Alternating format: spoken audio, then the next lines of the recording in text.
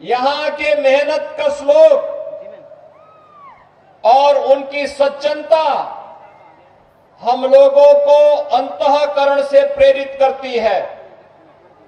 लेकिन भाइयों बहनों, ये अफसोस की बात है कि तेलंगाना को एक स्वर्णिम राज्य बनाने के लिए जिन लोगों के हाथों में आप लोगों ने सत्ता सौंपी, वही आज यहां के शोषण के कारण बने हुए हैं। भाइयों बहनों, एक और तेलंगाना में प्रकृति और परमात्मा की सीम कृपा है।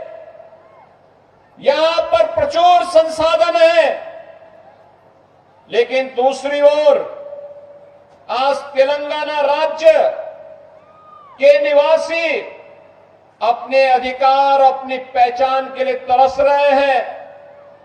यहां पर भ्रष्टाचार, परिवारवाद और तुष्टीकरण की नीति ने आज पूरे तेलंगाना को खोखला बना दिया है।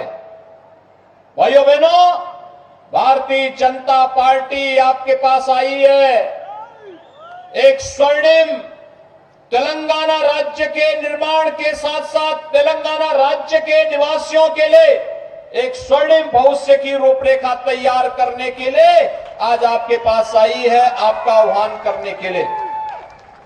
हम सब जानते हैं 2017 के पहले उत्तर प्रदेश में भी यही स्थिति थी। भाइयों बहनों, उत्तर प्रदेश में 2017 के पहले हर दूसरे तीसरे दिन एक दंगा होता था।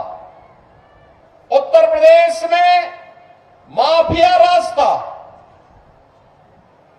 वहां पे बालू माफिया, माइनिंग माफिया, पशु माफिया, ऑर्गेनाइज क्राइम का माफिया, ये सभी माफिया हावी होकर के वहां की जनता के हकों पर डकैती डालते थे, उनका शोषण करते थे। नौजवानों को रोजगार नहीं मिलता था, अन्नदाता किसानों को शासन की योजना का लाभ नहीं मिल पाता था। लेकिन 2017 के बाद उत्तर प्रदेश में लगभग 6.5 वर्ष हो गए, एक भी दंगा नहीं हुआ। आज उत्तर प्रदेश में दंगा नहीं, कर्फ्यू नहीं। उत्तर प्रदेश सुख और शांति से रह रहा है। 6 वर्ष में 6 लाख नौजवानों को हमने सरकारी नौकरी दी।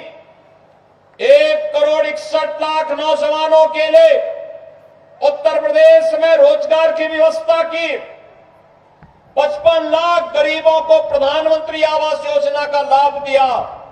तो भाइयों बहनों, 1,61,00,000 नौजवानों को रोजगार उपलब्ध करवाने के साथ ही प्रदेश में 3 करोड़ गरीबों के लिए शौचालय की व्यवस्था, 1,75,00,000 गरीबों के लिए हम लोगों ने उत्तर प्रदेश में इस दौरान उज्ज्वला योजना के कनेक्शन फ्री में उपलब्ध करवाने के कार्य भी किए। आज उत्तर प्रदेश में जाति, मत, मजहब के आधार पर कोई भेदभाव नहीं। प्रधानमंत्री मोदी जी ने तो पहले दिन कहा है कि देश के संसाधनों पर अधिकार देश के गरीब का है, किसान का है, नौजवान का है। और इसके लिए उन्होंने नारा दिया, सबका साथ, सबका विकास। ये नया भारत है। और नए भारत में भाइयों बहनों, ये नया भारत है। नए भारत में देश का सम्मान भी है तो देश की सुरक्षा भी है।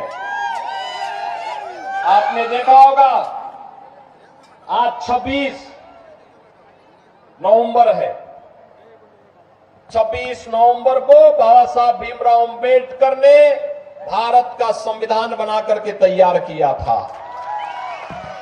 इस अवसर पर बाबा साहब भीमराव अंबेडकर के प्रति विनम्र श्रद्धांजलि अर्पित करते हुए उनकी स्मृतियों को मैं नमन करता हूं।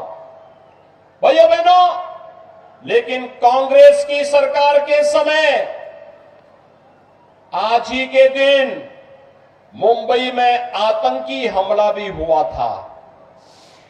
सैकड़ों लोग हताहत हुए थे, आतंकी घुसपैठ कर दिए थे। उन्होंने अनेक स्थानों पर निर्दोष लोगों को मारा था। लेकिन ये नया भारत है। नए भारत में सुरक्षा की पुख्ता व्यवस्था है। कोई आतंकी घुसपैठ नहीं हो सकती है। कोई आतंकवादी घुसपैठ करता है तो उसको भी उसके आका को मालूम है क्या होगा, क्योंकि ये नया भारत है, छेड़ता नहीं है। लेकिन कोई छेड़ता है तो उसको छोड़ता भी नहीं है। भाइयों बहनों, आज आपने देखा होगा देश के अंदर इंफ्रास्ट्रक्चर के बड़े बड़े कार्य हो रहे हैं, हाईवे बन रहे हैं। आपके डिस्ट्रिक्ट में भी, इस असेंबली में भी हाईवे निर्माण के लिए भारत सरकार ने, मोदी जी ने पैसा दिया है। रेलवे की लाइन बिछ रही है, वंदे भारत ट्रेन चलाई जा रही है।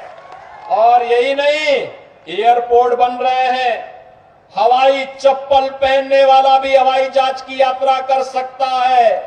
AIIMS, IIT, IIM, one district one medical college, हर घर नल की योजना भी आज साकार रूप ले रही है, देश के अंदर ले रही है। जहां बीजेपी की गवर्नमेंट है वहां पर प्रभावी कार्य हो रहा है। लेकिन जहां पे बीआरएस और केसीआर जैसे लोग हैं, वे केंद्र से मोदी जी के द्वारा भेजे गए पैसे को स्वयं खा जा रहे हैं। और भाइयों बहनों, इसीलिए हम लोग आए हैं आपके पास। ये भ्रष्टाचार, परिवारवाद और आम जन की योजनाओं पे डकैती डालने वालों के लिए, जैसे उत्तर प्रदेश में डबल इंजन सरकार ने बुलडोजर का उपयोग करते हुए प्रभावी कार्रवाई की है, ऐसे ही टी आचार्य को इस कलवा कुर्ती से भारतीय जनता पार्टी ने प्रत्याशी बनाकर के आपके बीच में उतारा है। तेलंगाना में डबल इंजन की सरकार लाई है। डबल इंजन की बीजेपी की गवर्नमेंट तेलंगाना में लाई है।